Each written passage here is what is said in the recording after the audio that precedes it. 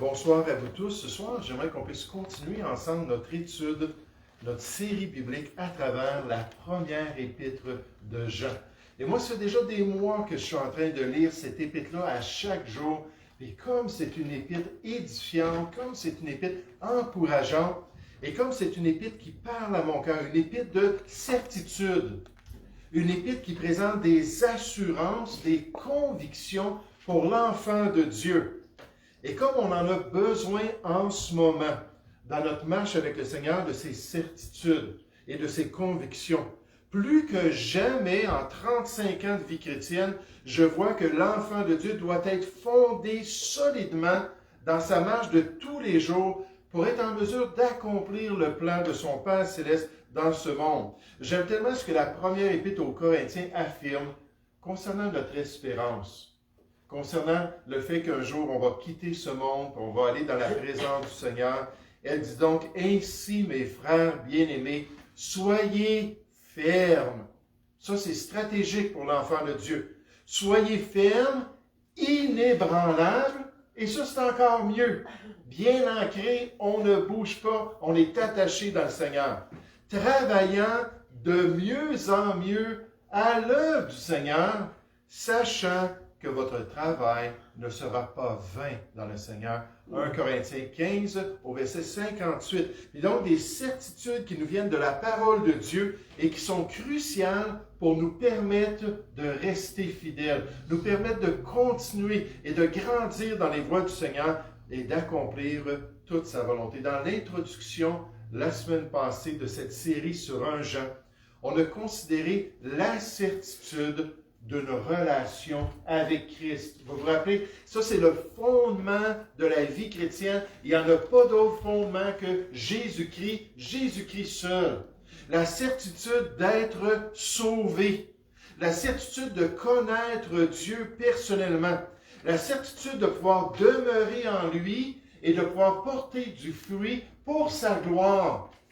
Et on a vu ça dans notre passage dans 1 Jean chapitre 1, au verset 1 à 4, on nous dit ce qui était dès le commencement, et on décrit Jésus avant même la création de toutes choses, ce qui était dès le commencement, ce que nous avons entendu, ce que nous avons vu de nos yeux, ce que nous avons contemplé et que nos mains ont touché. C'était pas un esprit, c'était pas un fantôme, c'était pas une imitation, c'était Jésus-Christ venu en chair parmi nous. Concernant la parole de vie, 1 Jean 1, 2 nous dit « Et la vie a été manifestée, et nous l'avons vue, et nous lui rendons témoignage, et nous vous annonçons la vie éternelle, qui était auprès du Père et qui nous a été manifestée, Jésus lui-même.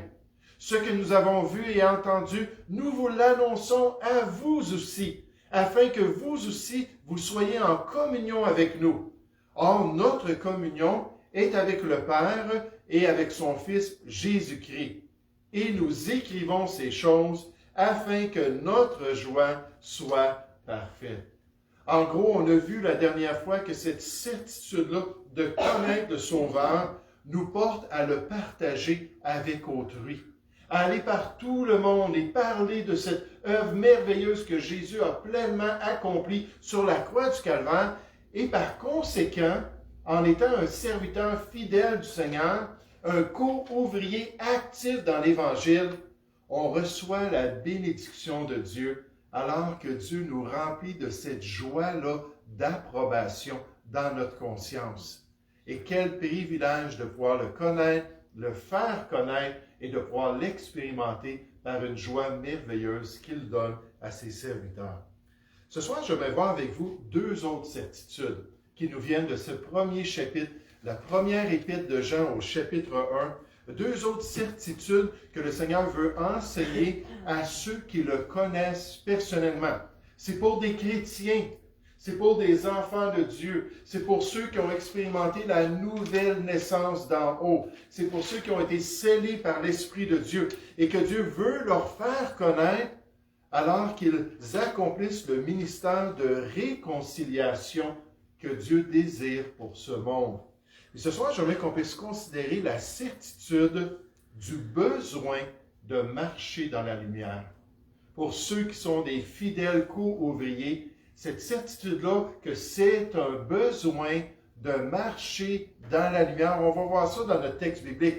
Puis deuxièmement, la certitude de la purification du marcheur qui est bien imparfait.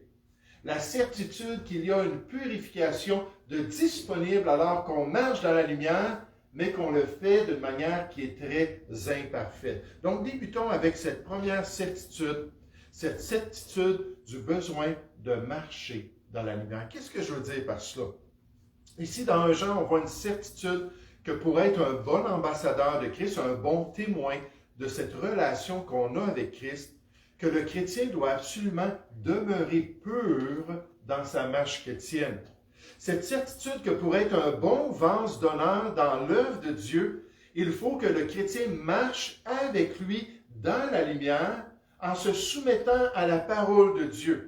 La certitude que pour continuer dans ce service pour l'Église de Jésus-Christ, que le croyant doit toujours rechercher la sainteté dans sa vie afin de s'assurer qu'il n'y ait aucun obstacle spirituel ou moral entre lui et son Sauveur.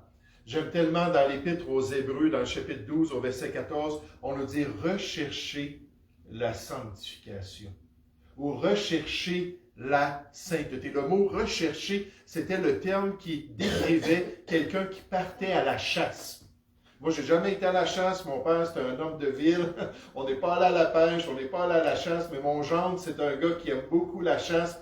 Puis là, cette idée-là de s'en aller, puis imaginez quand la chasse, c'était votre moyen de vous nourrir et de nourrir votre famille.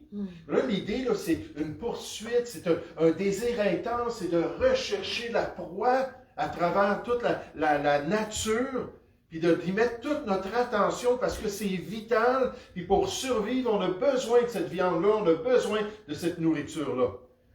Et là, ici, en tant que chrétien, spirituellement, on nous dit rechercher la sanctification, rechercher la pureté, la sainteté de vie, sans laquelle, c'est frappant, personne ne verra le Seigneur. Là, on parle de l'expérience même du croyant dans sa relation avec Dieu, de voir Dieu agir dans notre vie, de voir Dieu bénir nos efforts, de voir la bonne main de Dieu nous accompagner dans les voies du Seigneur. Il faut rechercher une pureté de vie et c'est exactement ce que Jean nous dit ici.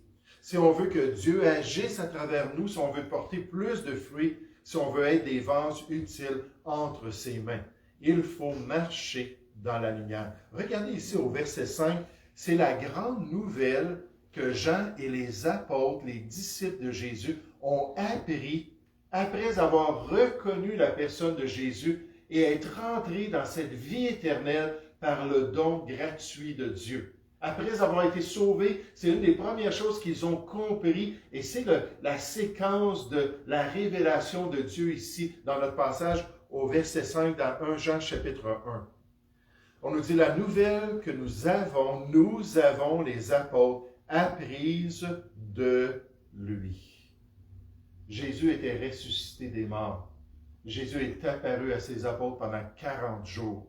Il y a juste eu le laps de 10 jours jusqu'à la Pentecôte, que là, ils ont été seuls, mais il s'est assuré de les préparer pour la réalité d'une marche avec Dieu, la réalité d'être des vrais couvriers dans l'Évangile.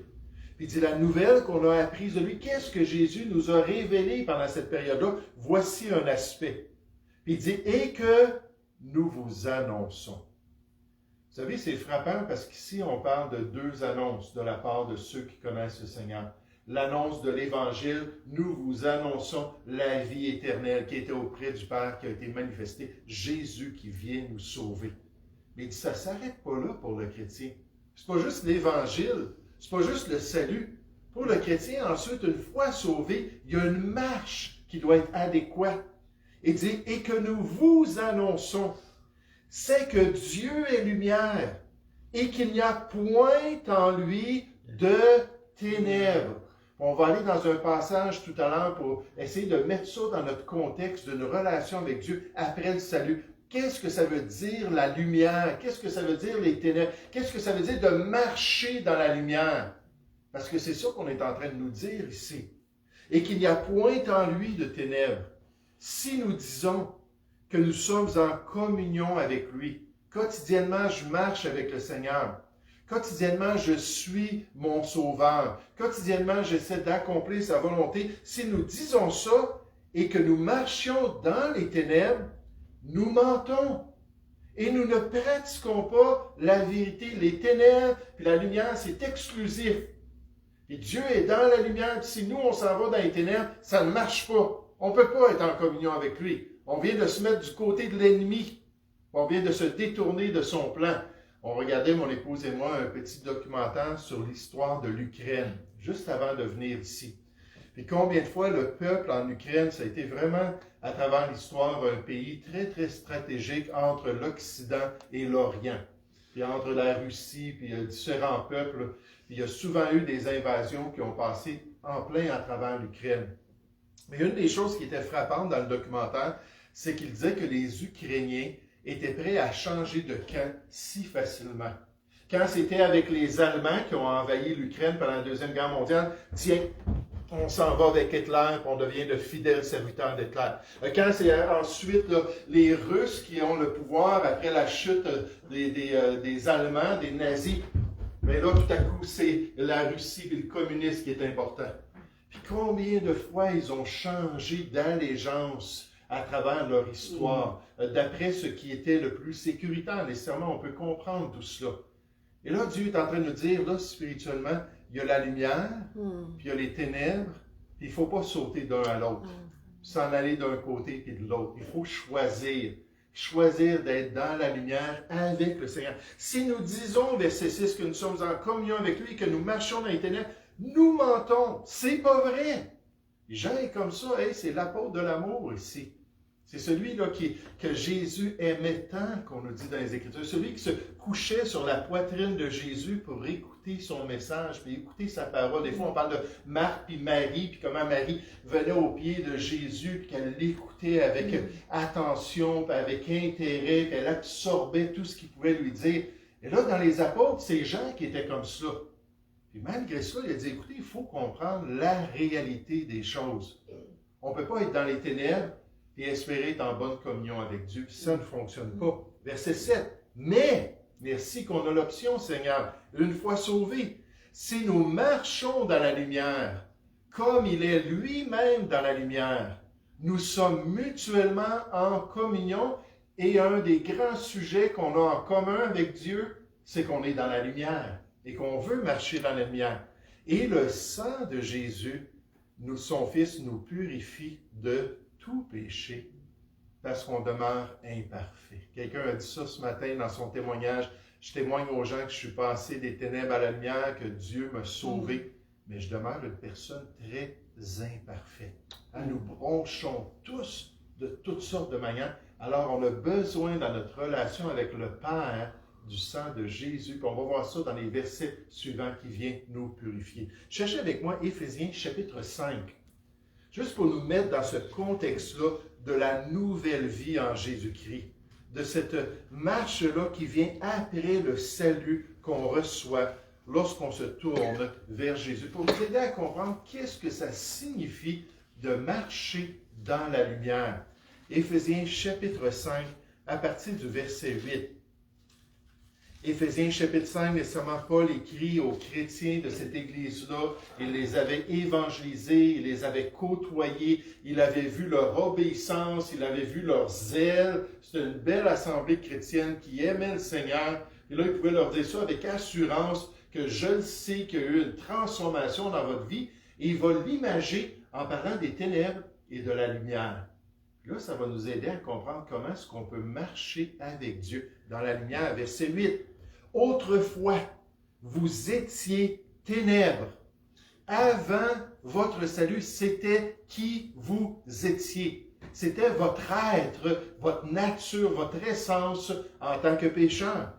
Et maintenant, vous êtes lumière dans le Seigneur. Ça fait partie de notre nouvelle vie. Ça fait partie du nouvel homme qu'on a à l'intérieur de nous depuis notre salut, depuis notre purification, notre sanctification en Jésus-Christ. Là, il dit, marchez. Marchez comme des enfants de lumière. Quand on marche avec le Dieu de lumière, on est tout simplement en train de suivre le Seigneur dans les voies d'un chrétien, dans ce qui est normal pour un enfant de Dieu. Puisqu'on a reçu cette nouvelle vie en lui, comme témoignage de notre salut aux yeux de tous. Verset 9, on nous dit quand le fruit, vous vous rappelez le fruit de l'Esprit, Éphésiens ou Galates 5, 22, et là on parle du fruit de la lumière, la manifestation, la preuve que nous sommes des enfants de lumière. Le fruit de la lumière consiste en toutes sortes de bonté, de justice et de vérité. Examinez ce qui est agréable au Seigneur parce qu'il est le Dieu de lumière et pour pouvoir marcher avec lui. Et ne prenez point part, ça ne dit pas ne prenez pas beaucoup part ou un peu part, ne prenez point part aux œuvres infructueuses des ténèbres qui sont contraires au Dieu de la lumière, mais plutôt condamnez-les. Condamnez-les quand c'est mal. Il ne faut pas se gêner. Nécessairement, on ne peut pas christianiser les gens. Commencer à s'en aller dans la société, puis tout attaquer les pratiques, puis les valeurs qu'on voit qui sont en train de changer. Aujourd'hui, j'entendais quelque chose justement sur la primauté parentale, puis différents aspects en ce moment qui sont en train de changer dans les croyances et même les lois de notre province. Et alors que j'entendais tout cela, je me disais, c'est mal. C'est mal les choses qui sont faites autour de nous. Mais si quelqu'un me le demande, je n'irai pas commencer à parler à ça à des gens du monde, puis dire « Ah, ça n'a pas d'allure, ces choses-là », puis passer mon temps à faire cela.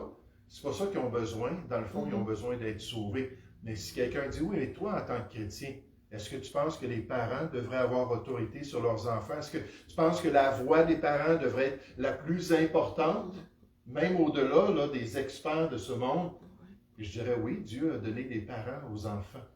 C'est les parents la première autorité, la première influence qu'on devrait respecter sur les enfants. Mais ici, on nous dit de les condamner dans le contexte où c'est nécessairement. On nous dit ensuite, mais tout, verset 13, il est honteux de dire ce qu'ils font en secret, mais tout ce qui est condamné par le chrétien est manifesté par la lumière. Alors qu'on marche dans la lumière, alors qu'on suit le Dieu de lumière, alors qu'on consulte le manuel de vie de la lumière, on lit la parole de Dieu, puis on apprend concernant le Seigneur, on peut condamner ces choses qui sont manifestées par la lumière, car tout ce qui est manifesté est lumière. C'est pour cela qu'il est dit, réveille-toi, toi qui dors. Est-ce qu'on est en train de marcher dans les ténèbres dans notre vie chrétienne? Est-ce qu'on est en train de se mentir à nous-mêmes et de faire ce qui est contraire à la volonté de Dieu? Réveille-toi, toi qui dors. Relève-toi d'entre les morts spirituels qui nous entourent et Christ t'éclairera.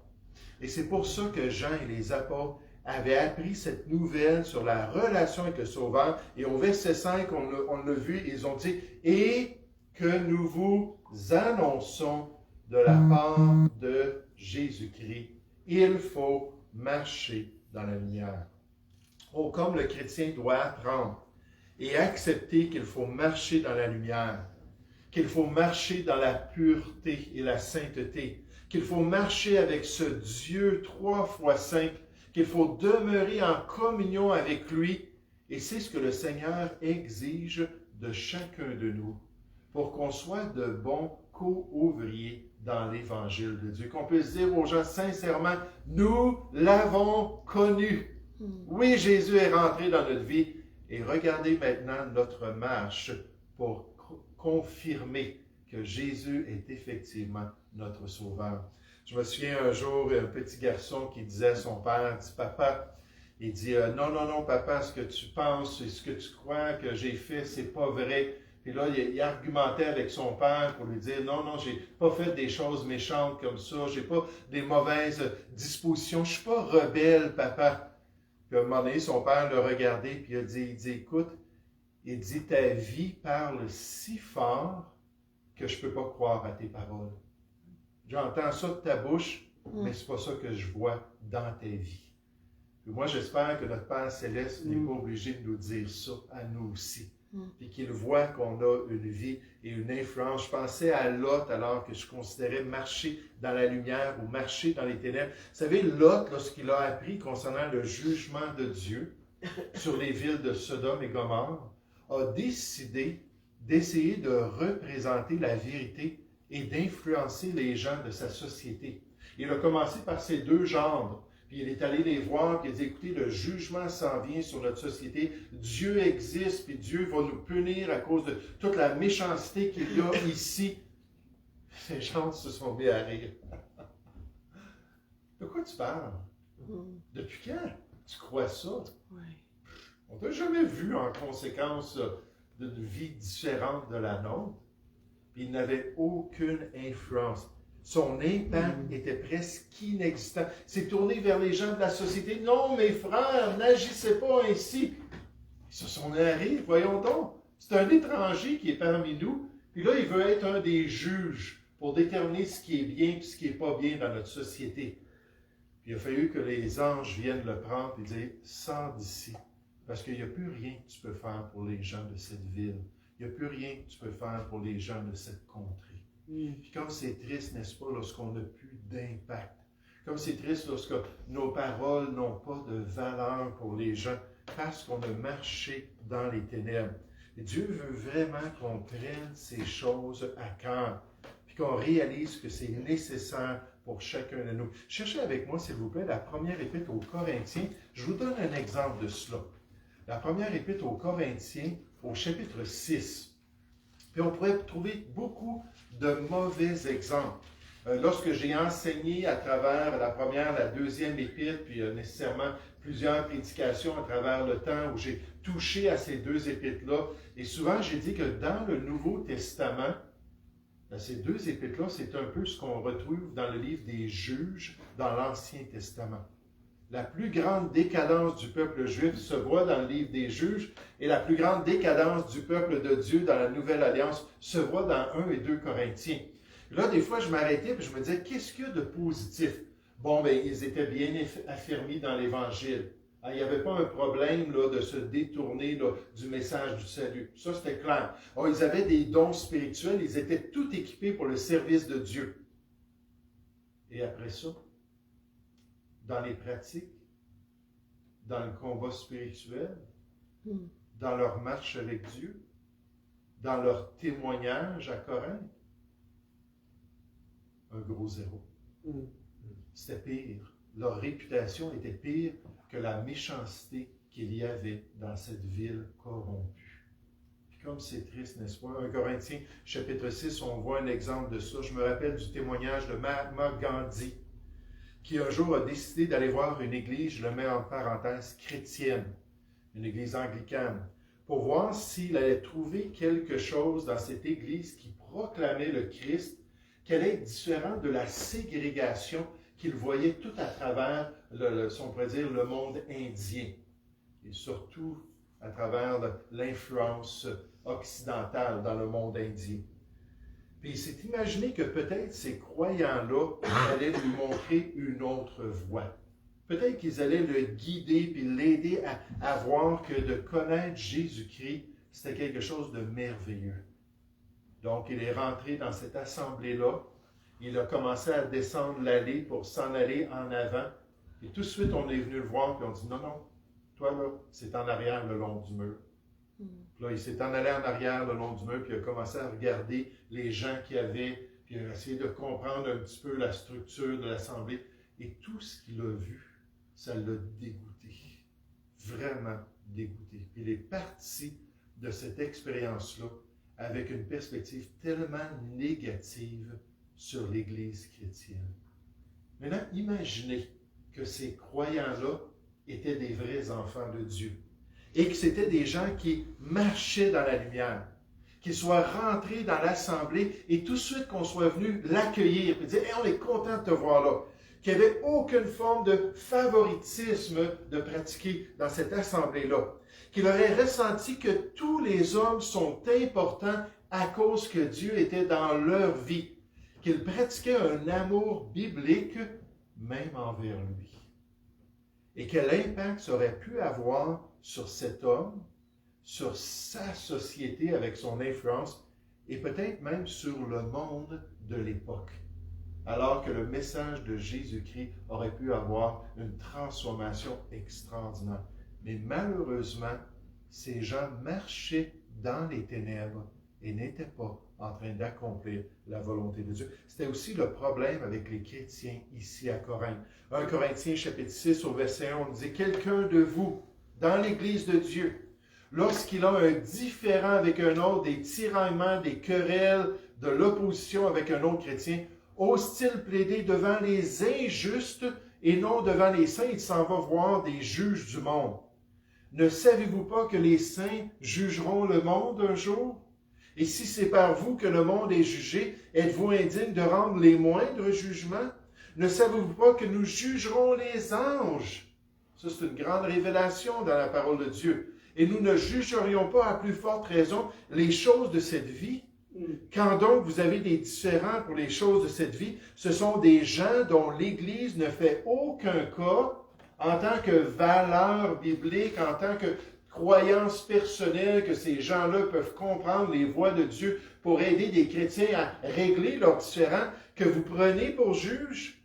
Je le dis à votre honte.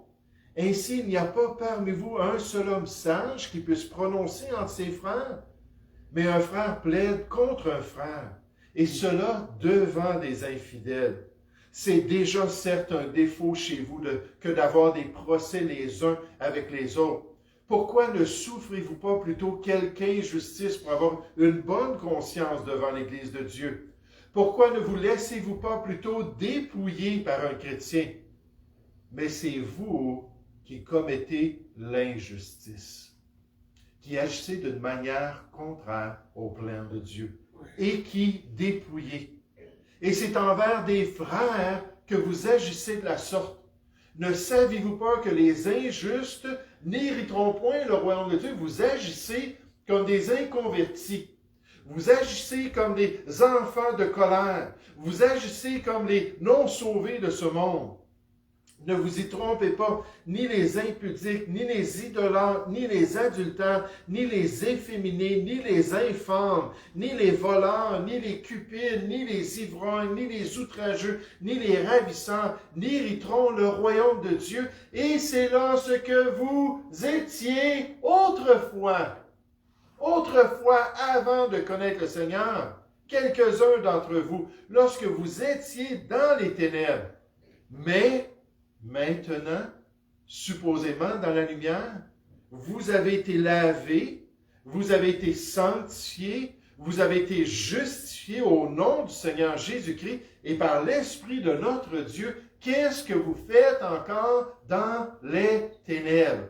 Cette certitude-là qu'on a besoin de marcher dans la lumière, qu'on doit prendre ça à cœur, d'avoir un cœur un peu, puis d'avoir une relation avec le Seigneur. Quelqu'un me demandait ce matin, oui, mais quand Jésus va revenir, qu'est-ce que ça prend pour le chrétien? J'ai dit, il faut qu'il soit en lui et qu'il demeure en lui. 1 Jean chapitre 2, on va le voir dans notre série, ça nous dit que lorsque Jésus va revenir, versets 27 ou 28, ça dit, si on est éloigné de lui, puis ça dit, demeurez en lui, comme Jésus dans Jean 15, hein, c'est moi la vigne, là. Mon Père, c'est le vigneron. Demeurez en moi, vous êtes juste les branches. Vous avez besoin de la sève spirituelle pour porter du fruit. Restez attachés, restez proches de moi. Demeurez en moi, et je vais pouvoir demeurer en vous.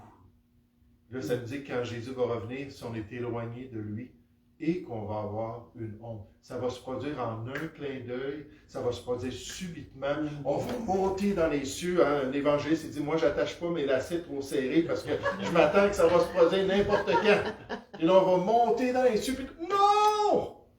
J'étais en train de regarder quelque chose que je ne devais pas regarder. Non! J'étais en train de me tenir avec des gens avec lesquels je ne devais pas me tenir. Non! J'étais en train de parler d'une manière que je ne devais pas parler. Là, ça dit qu'on va avoir honte. Et ceux qui auront demeuré, qui seront restés dans la lumière, qui auront marché avec le Seigneur, mais eux, ils vont être dans la joie et dans une grande assurance. Pas parce qu'on gagne notre ciel, pas parce que notre conduite, ça nous garantit d'aller au ciel. Ça n'a rien à faire avec ça. Mais lorsqu'on est sauvé, Dieu nous demande de marcher dans la lumière, d'être dans cette relation intime avec lui. Et on a besoin de cette certitude, on a ce privilège, on est différent des gens parce qu'on est en Jésus-Christ et on peut marcher dans la lumière. On peut continuer dans ses voies. Cette certitude qu'il faut prendre à cœur, que l'Esprit de Dieu doit graver sur la table de notre cœur et auprès duquel on doit dépendre pour être en mesure de le faire. Maintenant, ce n'est pas la seule certitude ici qu'on voit dans notre section, dans notre segment du texte biblique.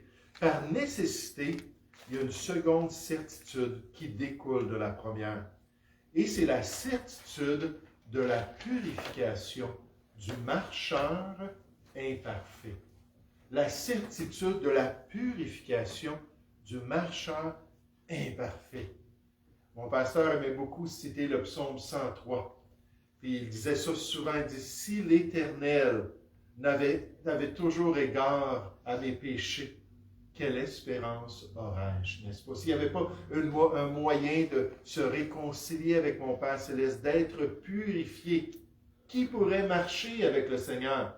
Puis là, on a cette certitude-là ici. Puisque le croyant demeure toujours affecté par les ténèbres qui l'entourent dans ce monde, puisqu'il demeure imparfait et faible, même lorsqu'il désire sincèrement suivre le Seigneur. Jésus dit que l'esprit est bien disposé, la chair est faible. Puis malgré cela, Dieu nous promet cette purification-là. On peut broncher différemment, à différents niveaux, mais le Seigneur nous offre de nous approcher de lui pour qu'il puisse nous purifier. J'aime tellement Proverbe 24 au verset 16, ça nous dit « Car 7 fois le juste tombe et il se relève. » La question, c'est pas est-ce que je vais tomber, la question, c'est est-ce que je vais me relever. 7 fois les justes tombent et ils se relèvent, ayant nécessairement besoin de reconnaître leur état et de demander au Seigneur de pouvoir les purifier. Et j'ai toujours trouvé ça très intéressant, ce que Jésus a fait avec ses apôtres dans Jean chapitre 13.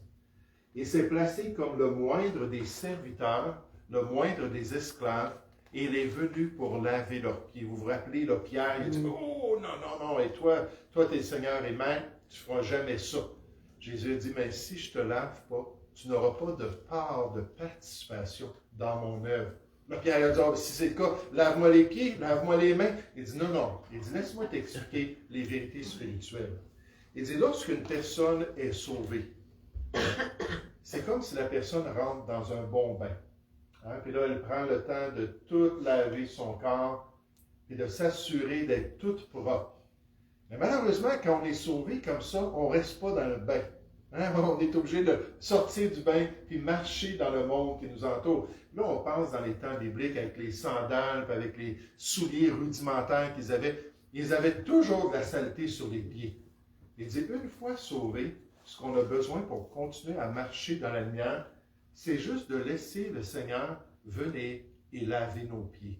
C'est seulement nos pieds qui sont salis alors qu'on marche dans ce monde. Et c'est exactement ce que Dieu veut faire. C'est exactement ce qu'il nous promet. Il nous a toutes lavés, on est purs devant lui, mais malheureusement, on se salit les pieds ici dans ce monde. Et le Seigneur veut qu'on s'approche de lui pour dire, je veux marcher dans la lumière, viens donc m'aider à le faire. Regardez dans notre texte biblique comment c'est beau l'image qui nous est présentée. Au verset 5 à nouveau.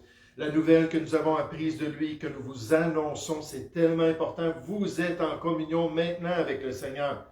C'est que Dieu est lumière et qu'il n'y a point en lui de ténèbres. Si nous disons que nous sommes en communion avec lui et que nous marchons dans les ténèbres, évidemment, nous mentons et nous ne pratiquons pas la vérité. Mais si nous marchons dans la lumière, comme il est lui-même dans la lumière, nous sommes mutuellement en communion, mais d'une manière imparfaite. Et remarquez, et le sang de Jésus, son Fils, nous purifie de tout péché. On va voir dans le chapitre 2 que le sang de Jésus a été versé pour faire ça pour les enfants de Dieu, pour nous permettre d'être purifiés et de pouvoir marcher avec Dieu. On nous dit au verset 8, si, Encore une fois, c'est un scénario qui est possible, dépendant de notre décision.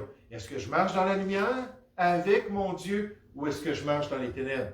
Si nous disons que nous n'avons pas de péché, on nie qu'on a tombé, on nie qu'on a fait des choses de mauvaises, nous nous séduisons, nous nous trompons, nous nous mentons à nous-mêmes.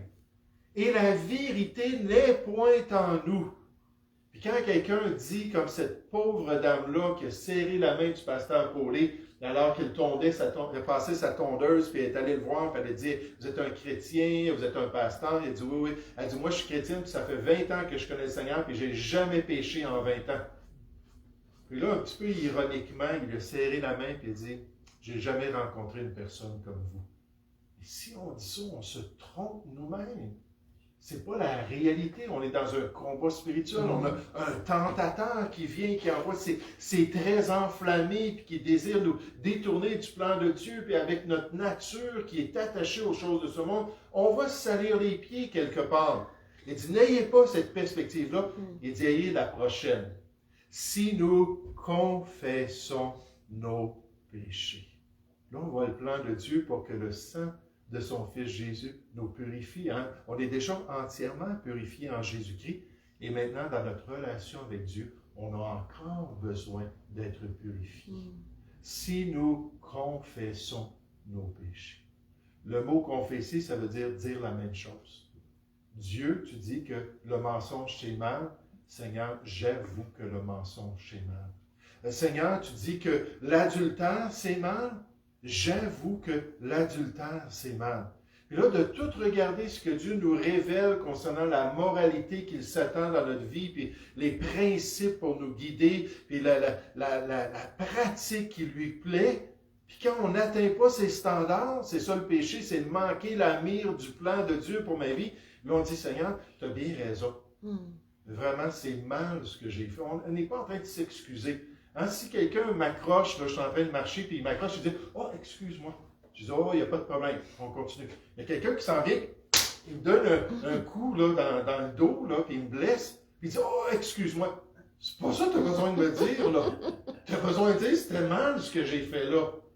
Puis je me repens de l'avoir fait. Là, Dieu dit « Fais juste venir à moi.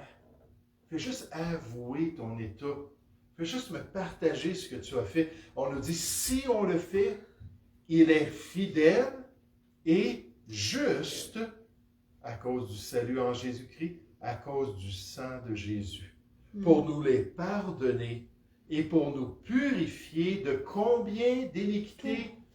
Toute iniquité. Toute iniquité, puis en passant, faire le mal, l'iniquité, le mot veut dire de la rébellion. J'ai une personnalité forte. Il y a des choses que j'aime dans ma vie. Seigneur, je les fais, même si c'est contraire à ta volonté. Le Seigneur nous amène à nous repentir. On dit, Seigneur, vraiment, j'ai été rebelle. Il va nous purifier de toute iniquité. Si nous disons que nous n'avons pas péché, nous le faisons menteur et sa parole n'est point en nous. Quel défi! Quelle responsabilité!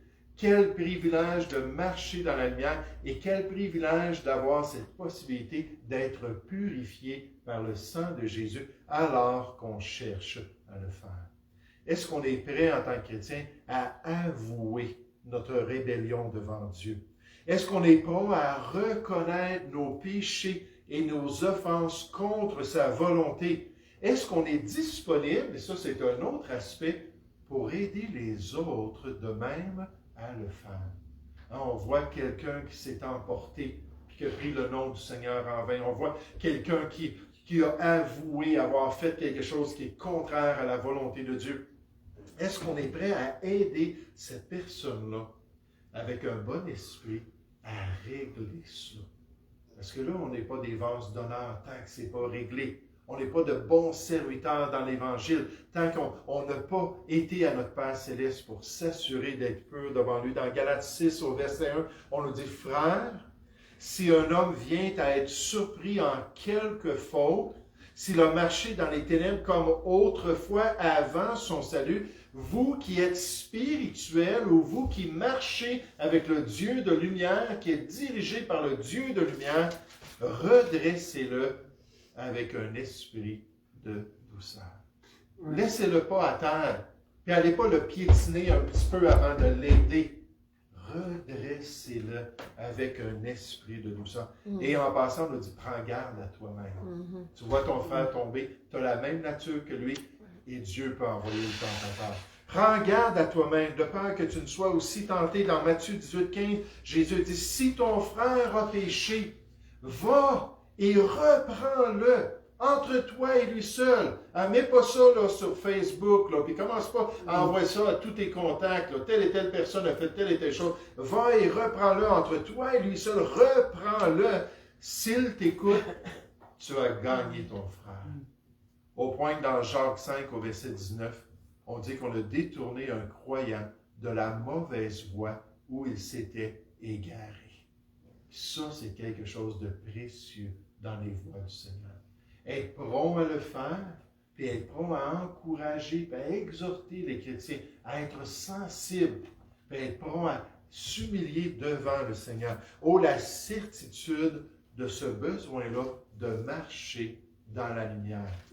Les éléments de ce monde qui sont ténèbres aux yeux de Dieu, je veux les enlever de plus en plus de ma vie. Ces pratiques-là qui s'élèvent contre le plan de Dieu, je veux les trier, puis m'en débarrasser, puis chercher par la grâce de Dieu à marcher dans le Seigneur, mais cette certitude-là, que lorsque je tombe, que je peux aller à mon Père Céleste, et lui, il est fidèle, il attend juste ça. Comme un papa, n'est-ce pas, envers ses enfants, qui a vu l'enfant là, qui a renversé quelque chose là, dans la cuisine, il était tout seul dans la cuisine, il arrive, puis là, c'est tout renversé à terre. Puis là, il sait que c'est l'enfant, puis là, il s'en va dans le salon, puis il attend. Puis il attend. Puis il attend. Puis là, l'enfant passe dans le corridor une couple de fois, là. Puis il ne dit rien. Puis qu'est-ce que le père veut ou la mère veut? C'est que l'enfant dise, « Hey, papa, regarde ce que j'ai fait. Peux-tu m'aider à nettoyer ça? Peux-tu m'aider à régler cette situation-là? » Puis spirituellement, Dieu s'attend à ce qu'on s'approche de lui, qu'on reconnaisse notre péché et qu'on lui demande de nous purifier, puis il dit, c'est tout. Après ça, on marche dans la lumière, ensemble, avec le Dieu de lumière. Nous allons prier ensemble. Ô Père Céleste, merci Seigneur pour ta bonté, merci pour ton amour, merci pour ta parole et merci pour ces certitudes. Oui, la certitude de connaître le salut en Jésus-Christ et que l'Esprit de Dieu vienne et rende témoignage profondément dans notre esprit que nous sommes un enfant de Dieu, que nous sommes passés des ténèbres à son admirable lumière, mais cette certitude que tu nous donnes la grâce, que tu nous fortifies, que tu nous accompagnes dans la lumière, alors qu'on peut accomplir ta volonté ici-bas. Et lorsqu'on va trébucher, et lorsqu'on va faire le contraire de ta volonté, cette certitude que tu es fidèle et juste pour venir laver nos pieds, pour qu'on ait part à ton œuvre et qu'on puisse continuer dans tes voies. Merci que cette fois le juste tombe, mais Seigneur, il se relève. Et aide-nous à nous relever les uns les autres avec un esprit de douceur pour qu'on puisse continuer tous ensemble à marcher dans tes voies. Je te le prie, Seigneur, au nom du Seigneur Jésus. Amen.